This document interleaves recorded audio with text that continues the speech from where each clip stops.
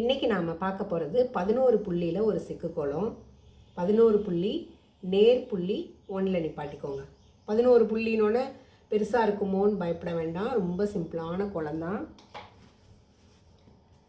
இப்போ முதல்ல ஷேப் போட போகிறோம். எப்படின்னா, இந்த 11 புள்ளி வச்சோம் இல்லையா, அதில் மொதல் 2 புள்ளியை விட்டுட்டு அதுக்கு பக்கத்தில் புள்ளிலேருந்து எடுத்து இப்படி கிராஸாக கோடு போட்டு இப்படி ஒரு அதே மாதிரி இந்த பக்கம் இதை கிராஸ் பண்ண மாதிரி இப்படி ஒரு இதே மாதிரி முதல்ல எல்லா பக்கமும் போட்டுக்கலாம்.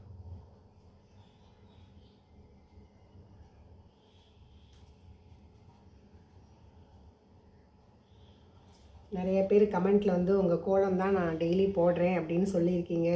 இந்த கமெண்ட்டை கேட்கும்போது ரொம்ப சந்தோஷமாக இருக்குது. இந்த மாதிரி கமெண்ட் கொடுத்தா எனக்கும் கொஞ்சம் என்கரேஜிங்காக இருக்குது. கமெண்ட் போடுங்க.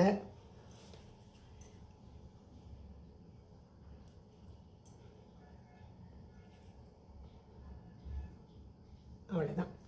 இந்த மாதிரி போட்டோம்னா கோலத்தில் பாதி முடிஞ்சிடுச்சு. இப்போது முதல்ல என்ன பண்ண போகிறோம், இந்த 2 போட்டோம் இல்லையா, இதோட இந்த கார்னரையும் இந்த புள்ளியோட ஜாயின் பண்ண போகிறோம். எப்படின்னா, இதை மேலால் கொண்டு வந்து வளைச்சி, இதையும் மேலால் கொண்டு வந்து வளைச்சி இங்கே ஒரு சர்க்கிள் போட போகிறோம். அவ்வளோதான்.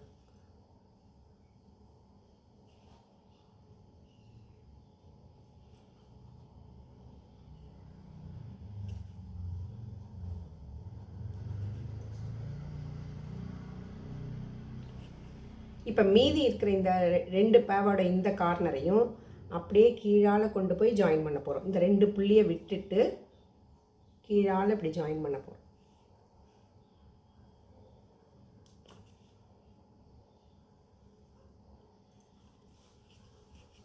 அவ்வளோதான்.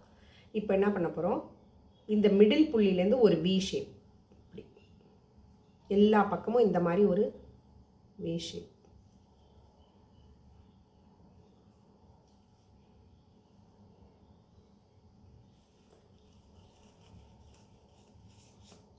இந்த வி என்ன பண்ண போகிறோம், இந்த வியோட ஒரு பக்கத்தை இந்த வியோட இன்னொரு பக்கத்துக்கு இப்படி சுழித்து ஸ்ட்ரெயிட் லைன் கொண்டு போயிட்டு இப்படி கனெக்ட் பண்ண வேண்டியது. அவ்வளோதான்.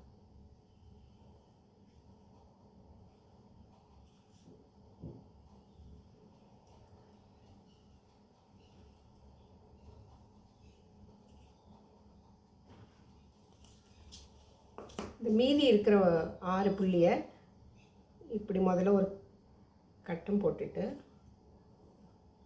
மீதி இருக்கிற புள்ளியை இப்படி ஜாயின் பண்ணிட்டோம். அவ்வளோதான். எவ்வளோ சிம்பிளாக இருக்கு பாருங்கள்.